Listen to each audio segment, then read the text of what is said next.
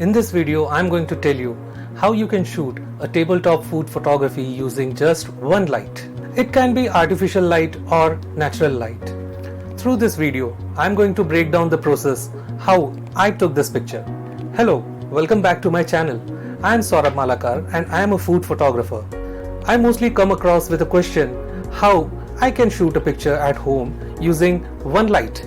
So, to answer this, I'm going to take you throughout the process how I take this picture and what are the equipments I used, how I set up my light, and what are the things I considered while taking this picture.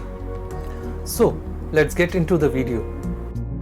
To make things easy, I decided to use a continuous light. Here I am using Godox SL60 with a softbox to diffuse the light placed in an angle behind my subject. This gives the subject a nice highlight and produce a shadow on the front side of my subject. The camera I am using is Nikon 780 with 50mm lens. With the camera locked on my tripod, I dialed in my setting, which in this case it is f2.8, 1/160th of a second, ISO 200. I also focused manually to get that sharp image of my subject. As you can see, the light is directional and it is coming from this side and the other side isn't dark. It might be your preference to keep it like this, but I wanted to have some details here too. So I'm using a reflector to get some light to reveal some texture on this side too.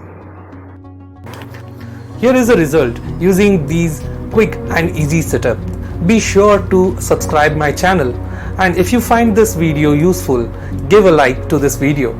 See you in upcoming videos where I'm going to share my experience as a photographer. If you want to know about light painting, check out this video.